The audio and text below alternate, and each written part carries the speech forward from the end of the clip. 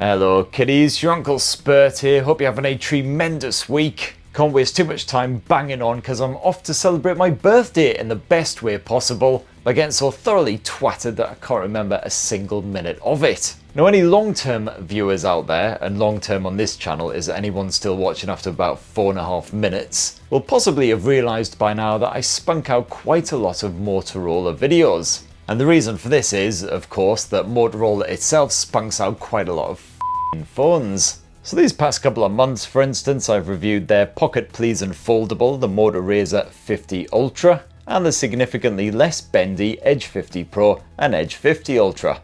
And if you couldn't actually be bothered to watch any of that bald twat banging on about smartphones action, well, the brief summary would be: Razr, yes please, get it in my pants. Edge 50, mostly just pants. Motorola seems unperturbed, however. They've already spaffed out a third member of that Edge 50 family, this here Fusion, and I'm hoping at some point I'll have a spare moment to yank it out and wiggle it in front of the camera. But apparently Moto isn't stopping there either, with a fourth model said to be joining the clan in the next month or so, the Motorola Edge 50 Neo. And it's just leaked all over the place, much as I'm expecting to do later after 10 pints of special brew. So let's do a bit of a squint into the future and see what Motorola is possibly loading into its mighty launch cannon, right after, of course, that Grammy Award winning intro jingle. Tech Spurt Weekly! Now, these leaked pics show off the fresh new Motorola Edge 50 Neo, which will be the most compact blower in the series at just 6.4 inches. That is, if those web rumours aren't a festering mound of sloppy donkey droppings. Oh, another actual compact handset, hallelujah. And yes, of course, we've had this debate many times before on this channel. I know 6.4 inches isn't really small, but comparatively, it's one of the more miniature mobiles of 2024 thus far. And frankly, your Uncle Spurt will take what he can get, as I do in most facets of life. Considering the old Moto Edge 40 Neo was a 6.55 inch hand filler, this more shrunken finish should make for a more comfortable grip. The Edge 50 Neo is said to weigh just 171 grams with a thickness of around 8 mils, so slightly chunkier than the previous generation. And you should get the same glorious IP68 water and dust resistance. As you can see, the new Fusion will once again sport a leather-like arse and arrive in a selection of bright and jazzy colours, including blue, milk and poinciana? Poinciana? Alright then, smart arse, how would you pronounce that? Just googling poinciana, and apparently it's a 1936 song from Nat Simon. Bit random. Oh, and apparently a tropical tree of the pea family. You know what, my sack of f***s to give was empty about half a minute ago, so let's just crack on. That 6.4 inch POLED panel should be just as gloriously punchy and eye-pleasing as its siblings, although the dinkier design means that Motorola has only found room inside this smartphone for a 4310 mAh battery. Don't stress, however, because apparently performance is sorted by MediaTek's Dimensity 7300 platform, which was the brains behind the CMF Phone 1 by Nothing. And the good news is, when I reviewed the Phone 1, I found it handled everyday shenanigans without a struggle, and it could also just about play games like Genshin Impact without completely filling its kecks and waddling off for a cry in the corner, as long as you kept the graphics set to Commodore 64 levels. And when I reviewed the CMF Phone 1, it appeared like the Dimensity 7300 was quite an energy efficient platform, so hopefully a fully charged Motorola Edge 50 Neo will give you all day play without any stress. Now, Motorola also appears to have upgraded the camera setup here, somewhat at least. You've got what appears to be the same or a very similar 50 meg primary shooter and 13 meg ultra wide snapper, but those are now joined by a 10 meg telephoto lens for grabbing less intrusive portrait pics. And for your selfie needs, you'll have another 32 meg upfront shooter for capturing some absolutely banging pics of your facial region just like these. Plus, of course, like all Motorola phones, you can expect that lovely stock Android experience, with a few worthy additions including that endlessly entertaining karate chop torch shenanigans. Now, there's no official word just yet on exactly when the Edge 50 Neo will launch, but you can expect it to emerge probably around the end of August, start of September, possibly at the almighty IFA Tech Expo out in Berlin, aka Uncle Spurt fills himself with beer and sausage, all in the name of work. But what do you reckon from all these leaks, rumours and web whisperings? Do you think the Edge 50 Neo will be strong enough to take on other mid-range marvels? Will that more compact design possibly sway you from the likes of the OnePluses, the Samsungs, the Pixels? And please do let us know by typing a whole bunch of words down there, which when stuck together hopefully form some sort of coherent sentence. And now it's time for the part of the show that's even more irritating than trying to say Punciana. It's viewer comments. Viewer comments. Oh, well, better way to kick off a birthday weekend, eh? And we'll start with Victor9, who says, I do understand this guy, unfortunately. I'm sorry, buddy. Maybe I should just emigrate up to Glasgow, stay there for a couple of years, then only a small fraction of the world's population will have any chance of understanding a single word that emerges from my mouthpiece. Lots of chat about the weather and how it generally sucks balls. So Maria says, the last few days Romania was just under 40 degrees, so I feel you. And Mr. Freeze Gaming says, it's 45 degrees centigrade here. Laugh my ass off. It sounds like a Mr. Freeze lolly is exactly what you need, mate, although to be fair, it would probably just be a sad little puddle by the time you'd even frantically chewed the wrapper open. But honestly, how do people survive in these temperatures? How do you work and act like a fully functional human being? It was chuffing 35 degrees in Milan and I could barely keep myself vertical in that heat, let alone think about stuff. You think my videos are bad now? There'd be an actual f***ing travesty if I lived anywhere with a proper summer. You know, I might moan on about the UK's weather and the fact that we don't have, you know, actual seasons or anything, but at least I can still do stuff. And now shifting to the topic of crisps, a mighty fine topic indeed. Dominic Hill says, blue should always be salt and vinegar, green is sour cream and onion. Oh, you know, I haven't had me sour cream crisps in a bloody long time. Kettle chips, sour cream and chive. Oof, filth. And next up, Paul Swartout says, very, very tempted by the HMD Skyline. Well, back on the topic of tech now. Maybe black rather than pink, but what about bright yellow? I'm frankly gobsmacked that they didn't do a yellow version, absolutely, because that's just like the iconic colour you immediately associate with Lumia thanks to the likes of the 1020. Maybe they're saving yellow for the Skyline 2 and they're going to slap a big old circular camera bump on there, get some serious 1020 vibes. And if you haven't done already, highly recommend checking out my Skyline hands-on fondly action, which is live right now on Tech Spurt. Now last week the hot topic was the Honor Magic V3 foldable, which is launched out in China, should hopefully be launching globally in the next month or two. On that topic, France TG says, makes me feel unhappy about my Fold 6 pre-order. Young Figaro says, thinner, big cover screen, big battery, wireless charge and water resistance, what more do you need? Definitely getting this over the Z Fold 6. The software is slightly worse, but unlike hardware, software gets better over time.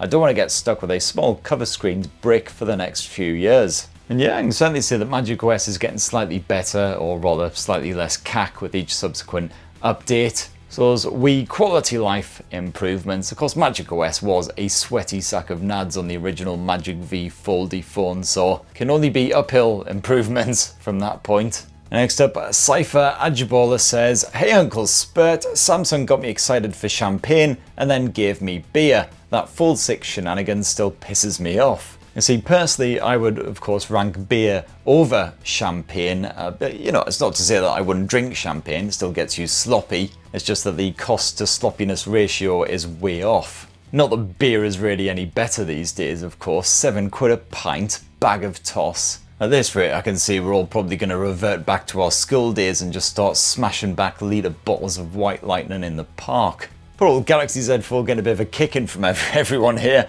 William GL Photography says, just more proof as to why you should look further than Samsung. I love Honor phones, rocking my Magic 6 Pro, which is phenomenal. Never been a fan of folding phones, but this Magic V3 has me tempted. Although to be fair, if you've got that Magic 6 Pro, that is proper chef's kiss. Or chef's blowjob, really. Extra 4542, less impressed by those Honor Magic V3 leaks though. Says the V2 design is so much better, why did they have to go with the hideous giant circle camera bump on the back end of the V3? It's kinda all the rage now, isn't it? I really don't mind the massive circular camera bumps. They're a good bit of finger shelf action when you are holding the phone one-handed, and it means the phone doesn't judder about as much when it's sat on a desk and you're giving it a good old prodding.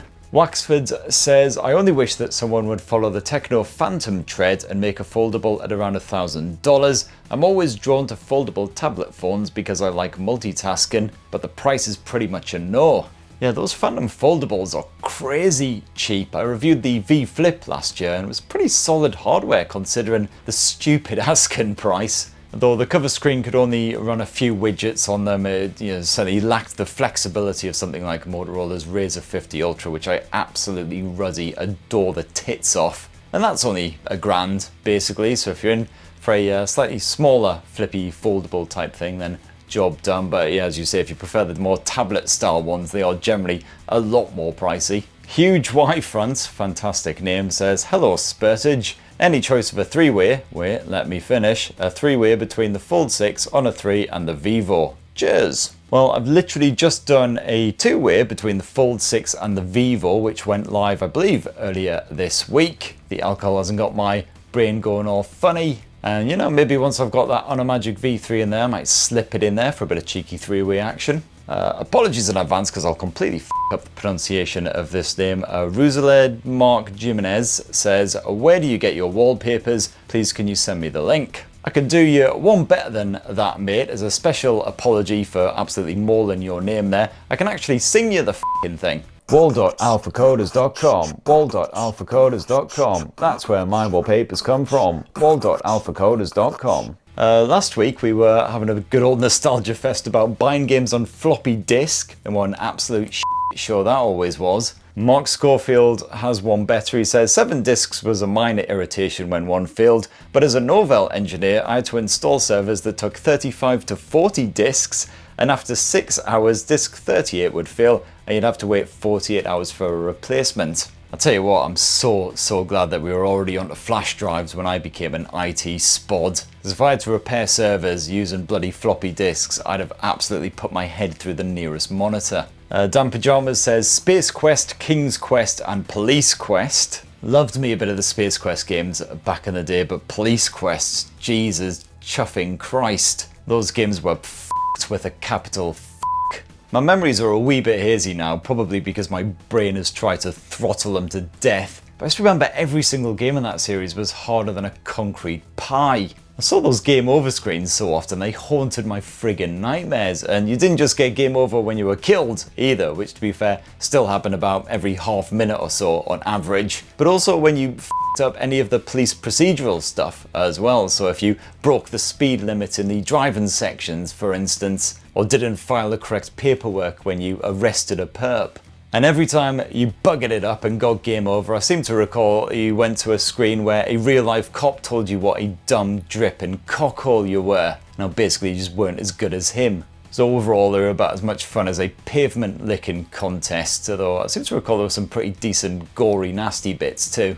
And I did actually really rather like Police Quest SWAT, I think it was called, which was like a full motion video extravaganza. All I really remember is the first mission where you have to smash your way into some mental psycho granny's house and pop one right between her eyes before she guns down your entire squad. And by playing that mission over and over, it was absolutely bloody hilarious.